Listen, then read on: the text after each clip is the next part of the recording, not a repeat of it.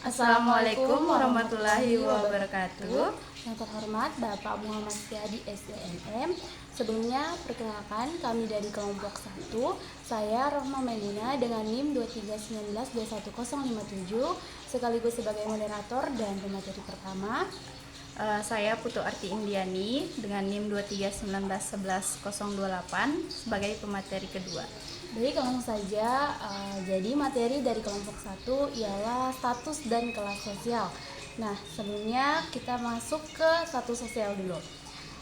Jadi masyarakat pada dasarnya merupakan suatu sistem sosial yang terbentuk dari kumpulan individu-individu yang memiliki karakteristik, peran, kedudukan, serta kepentingan berbeda.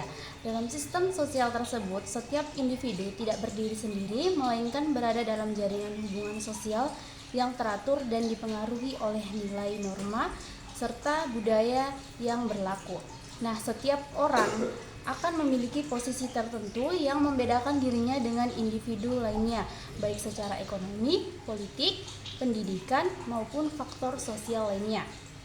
Posisi tersebut disebut sebagai status sosial, dan status inilah yang kemudian menentukan bagaimana seseorang diterima, dinilai, dihargai, atau bahkan dibatasi oleh lingkungan sekitarnya. Nah, dalam kehidupan masyarakat modern, status sosial menjadi cerminan dari struktur sosial yang lebih besar.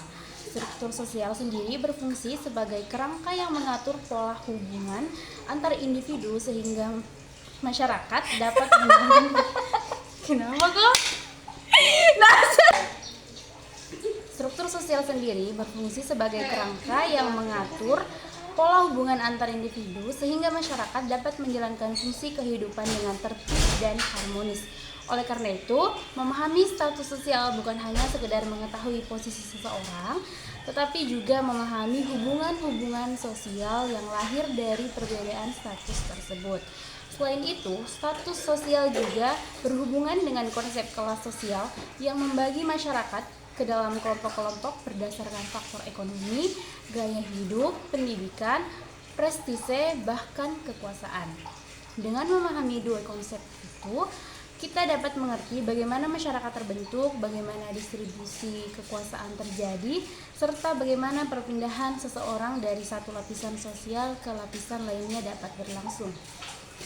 Nah, pemahaman ini sangat penting dalam konteks hubungan sosial, interaksi, hingga mobilitas sosial karena status sosial memainkan peran yang sangat besar dalam menentukan peluang, akses terhadap sumber daya, serta arah perkembangan kehidupan individu. Nah, selanjutnya kita masuk ke pengertian dari status sosial itu. Status sosial adalah posisi tertentu yang diberikan atau diperoleh seseorang dalam lingkungan masyarakat. Tempat status tersebut menjadi dasar bagi hak, kewajiban, dan tanggung jawab yang harus dijalankan. Dalam sosiologi, status sosial merupakan unsur yang tidak dapat dipisahkan dari kehidupan sosial karena ia menentukan bagaimana seseorang dipandang, dinilai, atau diperlakukan oleh orang lain. Status juga berkaitan erat dengan wewenang seseorang, pengaruh sosial, hingga kualitas hubungan dengan kelompok sekitarnya. Nah, menurut Ralph Linton, status merupakan tempat seseorang dalam suatu sistem sosial yang telah terbentuk dan terstruktur berdasarkan nilai serta norma yang berlaku. Artinya, di status bukan hanya sesuatu yang dimiliki, tetapi merupakan produk dari proses sosial yang panjang di mana masyarakat secara kolektif menyepakati standar tertentu yang menentukan status tersebut. Status memiliki beberapa dimensi penting seperti dimensi prestis yang mencerminkan tingkat penghormatan masyarakat terhadap suatu posisi, dimensi kekuasaan yang menunjukkan sejauh mana individu dapat mempengaruhi orang lain, dan dimensi ekonomi yang seringkali menjadi gambaran kesejahteraan individu. Nah, contoh konkretnya itu, seorang dokter dianggap memiliki status tinggi karena profesi tersebut membutuhkan keahlian, pendidikan panjang, serta tanggung jawab yang sangat besar.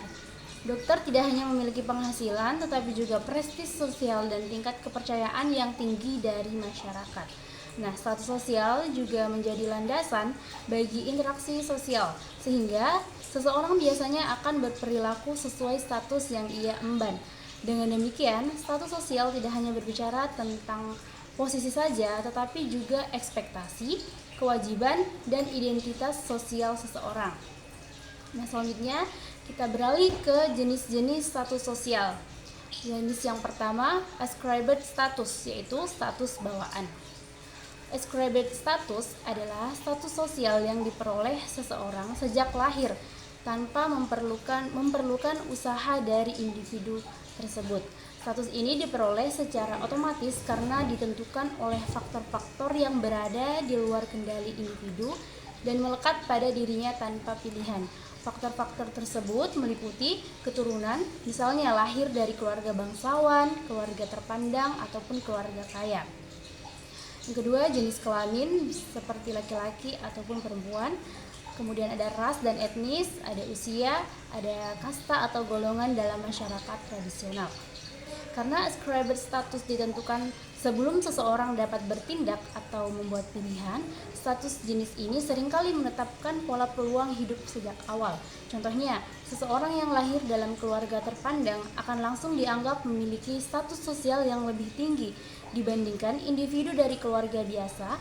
Status tersebut memberi akses terhadap pendidikan lebih layak, jaringan sosial yang kuat, serta peluang ekonomi yang lebih besar. Ascribed status umumnya bersifat tetap dan sulit berubah, misalnya jenis kelamin atau etnis tidak dapat diubah. Selain itu, di masyarakat tradisional seperti India, kasta atau golongan juga menentukan status yang sangat sulit diubah sepanjang hidup. Oleh karena itu, ascribed status menjadi salah satu penentu penting dalam struktur sosial yang menetapkan posisi awal seseorang dalam masyarakat. Nah, jenis yang kedua ada achieved status, yaitu status usaha. Achieved status adalah status sosial yang diperoleh individu melalui usaha, kemampuan, kerja keras, pengalaman, dan pencapaian pribadi. Status ini tidak diberikan sejak lahir, melainkan diraih melalui proses panjang yang melibatkan perjuangan, dedikasi, serta kompetensi tertentu. Achieved status mencerminkan sistem sosial yang lebih terbuka, di mana setiap orang memiliki peluang untuk meningkatkan kedudukannya berdasarkan kualitas pribadi. Contoh achieved status seperti menjadi dokter setelah menyelesaikan pendidikan yang tinggi, menjadi pengusaha yang sukses karena kerja keras, naik jabatan dari karyawan biasa menjadi manajer, menjadi atlet berprestasi karena latihan dan dedikasi. Status ini memiliki sifat dinamis, artinya dapat naik ataupun turun tergantung usaha dari individu itu sendiri. Achieved status juga lebih dipengaruhi oleh meritokrasi, yaitu pengakuan berdasarkan kemampuan dan prestasi, bukan berdasarkan kelahiran. Dengan adanya achieved status, masyarakat menyediakan peluang mobilitas sosial yang memungkinkan individu dari status bawah mencapai status yang lebih tinggi jika memiliki kemampuan dan daya juang yang tinggi. Kemudian jenis yang ketiga, assignment status atau status pemberian atau anugerah. Nah, status ini ialah status sosial yang diberikan kepada seseorang oleh pihak lain sebagai bentuk penghargaan atas jasa, kontribusi, prestasi, atau bahkan pengabdian yang dianggap penting bagi masyarakat atau suatu institusi. Status ini tidak selalu diperoleh melalui proses panjang, tetapi lahir dari pengakuan sosial terhadap kontribusi yang dianggap bernilai. Contohnya, gelar pahlawan nasional, penghargaan karyawan terbaik, gelar kehormatan seperti Dr. Honoris Causa, penghargaan masyarakat terhadap seseorang yang berjasa dalam suatu peristiwa. Nah, assignment status seringkali meningkatkan prestise seseorang secara signifikan. Status ini menciptakan dampak sosial yang besar karena menunjukkan bagaimana masyarakat memberi penghargaan kepada individu yang memberikan manfaat bagi kelompok atau bangsa. Assignment status juga bisa memperkuat status lain yang telah dimiliki seseorang, baik ascribed maupun achieved. Selanjutnya kita beralih ke ciri-ciri dari status sosial. Yang pertama, melekat pada individu dalam masyarakat. Ciri pertama status sosial ini sifatnya melekat pada individu. Artinya, setiap orang pasti memiliki status tertentu dalam berbagai konteks sosial. Status ini menjadi bagian dari identitas seseorang dalam memainkan peran penting dalam menentukan bagaimana ia dipandang oleh masyarakat sekitar. Nah, status ini tidak dapat dipisahkan dari keberadaan individu sebagai makhluk sosial. Status sebagai identitas melekat dapat berupa status bawaan seperti anak, perempuan, atau anggota kelompok etnis tertentu. Dalam kehidupan sehari-hari, seseorang dapat memiliki banyak status sekaligus, dan status-status tersebut hadir dalam interaksi sosial yang berbeda. Misalnya, seseorang dapat berstatus sebagai anak, siswa, anggota organisasi, sekaligus karyawan. Semua status tersebut membentuk identitas sosial individu secara keseluruhan.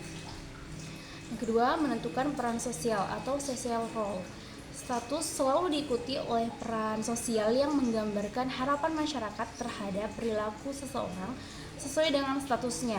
Peran sosial adalah pola tindakan, tanggung jawab, hak, serta norma perilaku yang diwajibkan kepada individu berdasarkan status tertentu. Contohnya, status sebagai guru mewajibkan seseorang mengajar, mendidik, membimbing, dan bersikap profesional.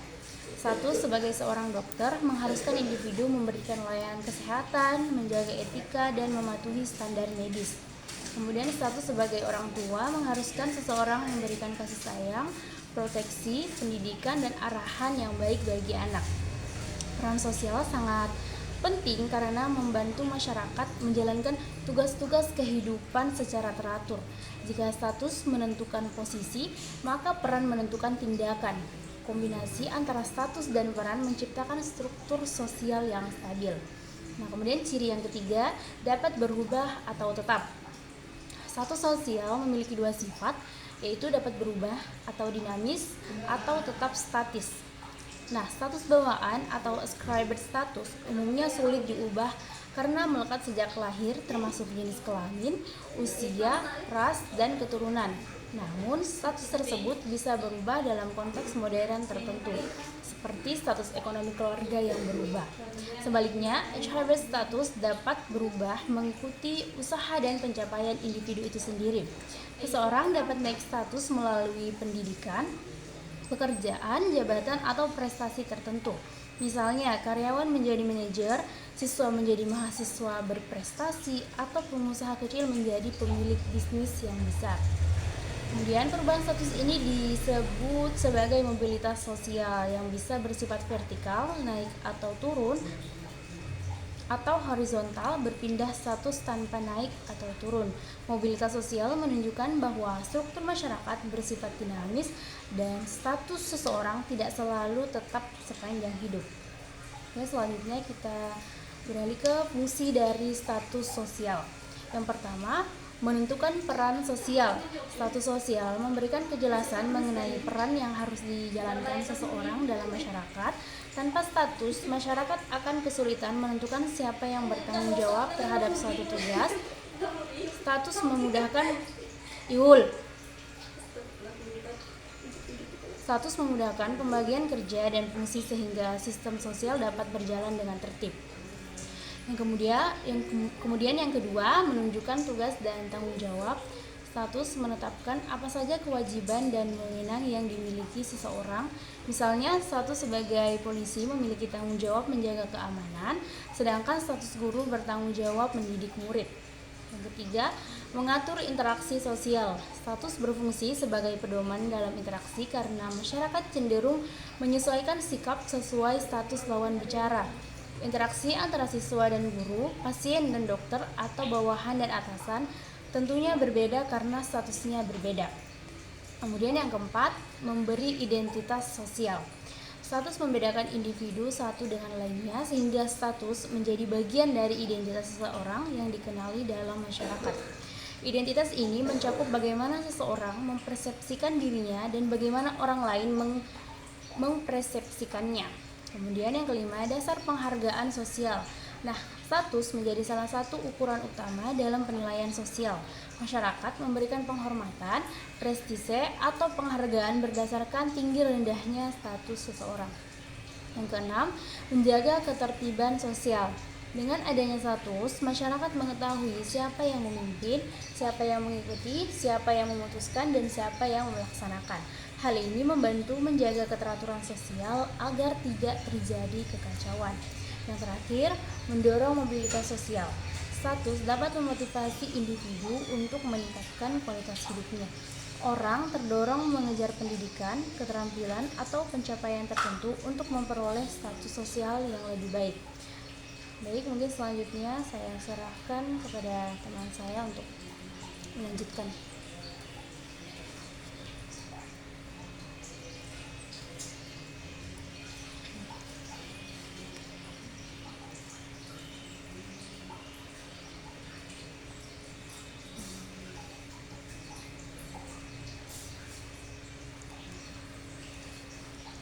Baik, selanjutnya saya akan menjelaskan mengenai pengertian kelas sosial, di mana kelas sosial adalah pengelompokan masyarakat berdasarkan kesamaan, tingkat ekonomi, pendidikan, pekerjaan, dan gaya hidup.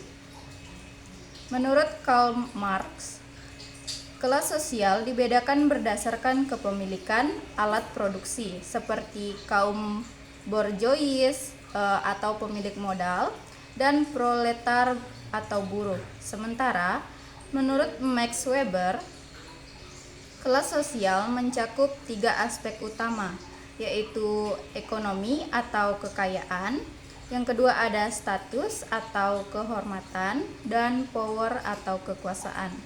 Artinya, kelas sosial tidak hanya dilihat dari uang, tetapi juga dari prestasi dan pengaruh seseorang. Selanjutnya ada pembagian kelas sosial secara umum. Yang pertama ada kelas atas atau upper class, di mana kelompok dengan kekayaan, jabatan, dan pengaruh sosial tinggi, umumnya pengusaha besar, pejabat, dan keturunan elit yang hidup mewah dan berpendidikan tinggi.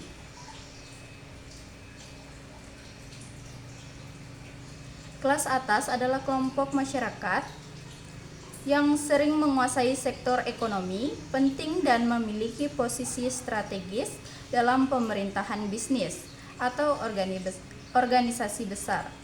Kehidupan mereka biasanya sangat nyaman, mewah, dan penuh fasilitas.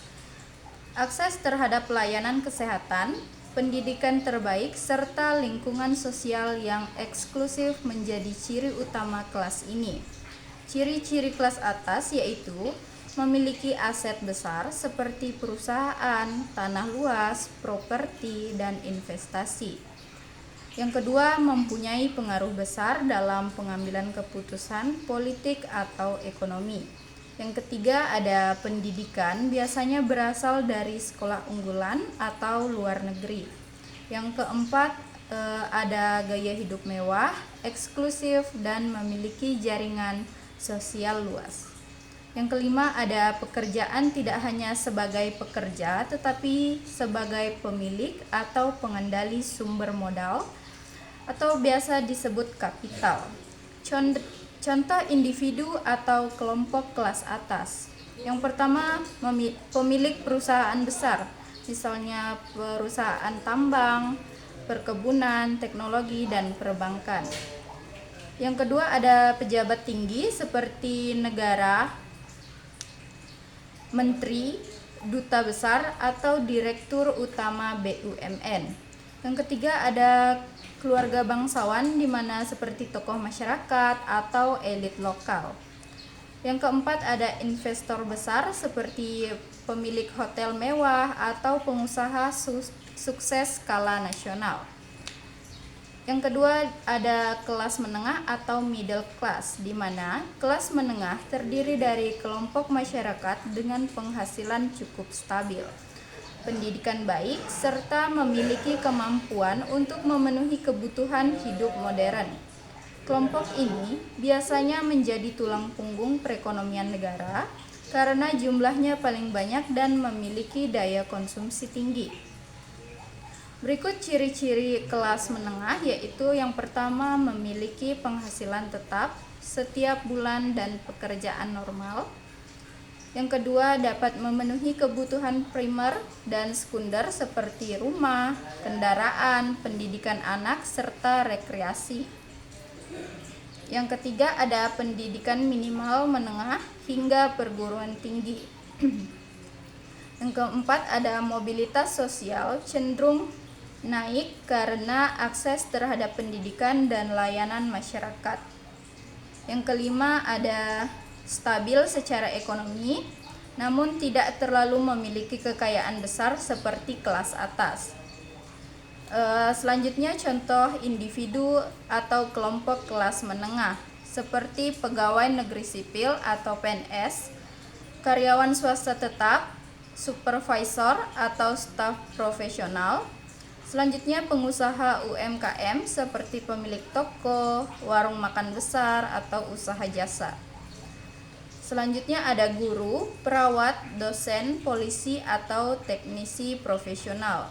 Atau keluarga dengan gaya hidup modern, mengakses internet, asuransi, pendidikan formal, dan rekreasi rutin. Yang ketiga ada kelas bawah atau lower class, di mana kelas bawah atau lower class ini adalah kelompok masyarakat yang memiliki pendapatan rendah, akses terbatas terhadap pendidikan, serta pekerjaan yang cenderung tidak tetap. Mereka sering menghadapi ketidakpastian ekonomi, sering kebutuhan sehari-hari, kadang sulit dipenuhi secara konsisten. Mobilitas sosial kelompok ini juga umumnya rendah karena minimnya kesempatan peningkatan kualitas hidup. Ciri-ciri kelas bawah yaitu yang pertama, pendapatan harian atau mingguan yang tidak tetap. Yang kedua ada pekerjaan bersifat manual, kasar, atau tidak memerlukan pendidikan tinggi. Yang ketiga ada keterbatasan akses terhadap layanan kesehatan, pendidikan, dan transportasi. Yang keempat yaitu tinggal di lingkungan padat, penduduk atau kawasan kurang berkembang. Selanjutnya, kesempatan untuk meningkatkan taraf hidup sering terhambat oleh biaya pendidikan dan kondisi ekonomi. Beberapa contoh individu atau kelompok kelas bawah yaitu buruh harian lepas seperti bangunan, pabrik kecil, tambak atau pertanian. Ada juga pedagang kecil seperti penjual gorengan, pedagang pasar tradisional atau tukang sayur. Pekerja informal seperti ojek, pangkalan, tukang becak, asisten rumah tangga, dan warga dengan tingkat pendidikan rendah dan pekerjaan tidak terampil. Selanjutnya kita membahas mengenai ciri-ciri kelas sosial, di mana yang pertama adanya perbedaan tingkat ekonomi. Perbedaan dalam hal pendapatan dan kepemilikan harta menjadi ciri utama adanya kelas sosial. Orang dengan pendapatan tinggi umumnya termasuk dalam kelas sosial atas, sementara yang berpenghasilan rendah berada di kelas bawah. Pendapatan ini tidak hanya terlihat dari jumlah uang yang dimiliki, tetapi juga dari kemampuan mengakses sumber daya ekonomi seperti rumah, kendaraan, pendidikan, dan kesehatan. Ciri-ciri kelas sosial yang kedua yaitu adanya hierarki atau lapisan sosial, di mana kelas sosial membentuk struktur berlapis di mana masyarakat terbagi menjadi kelas atas, menengah, dan bawah. Hierarki ini menentukan sejauh mana seseorang memiliki pengaruh, kekuasaan, dan penghormatan. Hierarki ini menentukan sejauh mana seseorang memiliki pengaruh, kekuasaan, dan penghormatan dalam masyarakat. Kelas atas biasanya memiliki kekuasaan dan prestis lebih besar, sedangkan kelas bawah memiliki keterbatasan dalam akses ekonomi dan sosial. Ciri-ciri kelas sosial yang ketiga yaitu kesamaan nilai dan norma dalam kelas sosial, di mana individu yang berada dalam kelas sosial yang sama umumnya memiliki nilai-nilai, pandangan hidup, dan norma sosial yang mirip. Misalnya kelas menengah biasanya menekankan pentingnya pendidikan dan kerja keras, sedangkan kelas atas lebih menonjolkan nilai prestis dan citra diri. Dalam kelas sosial tertentu, cenderung bergaul dan berinteraksi lebih sering satu sama lain. Selanjutnya kita membahas mengenai faktor penentu kelas sosial. Yang pertama ada pendapatan, yaitu jumlah penghasilan seseorang menentukan kemampuan ekonomi dan gaya hidupnya. Yang kedua ada pendidikan, di mana semakin tinggi tingkat pendidikan, biasanya semakin tinggi pula status sosialnya. Yang ketiga ada pekerjaan, di mana jenis pekerjaan menunjukkan posisi sosial, misalnya pejabat atau profesional lebih tinggi dari buruh. Selanjutnya ada kekayaan, di mana kepemilikan aset seperti rumah, tanah, atau bisnis mempengaruhi kedudukan sosial. Berikutnya ada gaya hidup, di mana gaya hidup adalah cara seseorang berpenampilan, berperilaku, dan berinteraksi, juga mencerminkan kelas sosialnya. Selanjutnya ada dampak kelas sosial terhadap kehidupan, di mana kelas sosial mempengaruhi kesempatan dan cara hidup seseorang.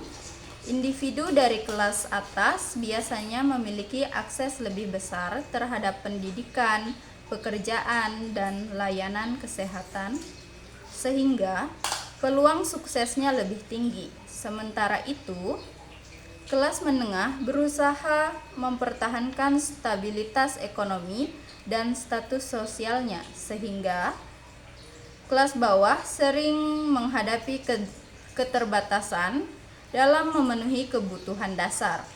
Perbedaan ini juga dapat mempengaruhi pola pikir, gaya hidup, serta hubungan sosial antar kelompok masyarakat. Selanjutnya kita membahas mengenai mobilitas sosial, di mana mobilitas sosial adalah perpindahan posisi atau status seseorang atau kelompok dalam struktur sosial masyarakat. Perubahan ini biasanya terjadi ke arah yang lebih tinggi atau mobilitas vertikal naik, maupun ke arah yang lebih rendah atau mobilitas vertikal turun. Mobilitas sosial mencerminkan adanya dinamika sosial yang menunjukkan bahwa status seseorang tidak selalu tetap dan bisa berubah karena berbagai faktor. Mobilitas sosial memiliki dua bagian, yaitu mobilitas vertikal dan mobilitas horizontal. Di mana mobilitas vertikal adalah perpindahan status ke posisi lebih tinggi atau lebih rendah, misalnya dari pegawai menjadi manajer. Mobilitas vertikal dibagi menjadi dua, yaitu mobilitas vertikal naik dan mobilitas vertikal turun. Di mana contoh mobilitas vertikal naik yaitu seorang pegawai biasanya dipromosikan menjadi manajer, statusnya meningkat karena jabatannya naik dan tanggung jawabnya lebih besar. Dan contoh mobilitas vertikal turun yaitu manajer yang diturunkan menjadi staf biasa karena kinerja buruk, status dan prestis sosialnya menurun. Yang kedua ada mobilitas horizontal, di mana mobilitas horizontal adalah perpindahan seseorang dari posisi sosial ke posisi lainnya yang sederajat tanpa naik atau turun kelas sosial lainnya. Selanjutnya mengenai hubungan antara status dan kelas sosial, di mana status dan kelas sosial memiliki hubungan yang sangat erat karena keduanya sama-sama menunjukkan posisi seseorang dalam struktur sosial masyarakat. Kelas sosial menggambarkan kelompok besar yang dibedakan berdasarkan faktor ekonomi seperti pekerjaan, pendidikan, dan Baik, kesimpulannya yaitu status dan kelas sosial sangat memengaruhi pola kehidupan masyarakat, mulai dari cara berinteraksi, akses terhadap pendidikan, hingga peluang ekonomi. Perbedaan status sering menimbulkan kesenjangan sosial antara kelompok kaya dan miskin yang terlihat jelas di kehidupan sehari-hari. Meskipun begitu, mobilitas sosial tetap terbuka bagi individu yang berusaha memperbaiki kehidupannya melalui pendidikan, kerja keras, dan peningkatan kemampuan diri. Dengan demikian, status dan kelas sosial bukanlah hal yang bersifat mutlak, melainkan dapat berubah sesuai usaha dan kesempatan yang dimiliki seseorang. Baik, demikian presentasi dari kelompok kami. Kami tutup dengan ucapan Assalamualaikum warahmatullahi wabarakatuh.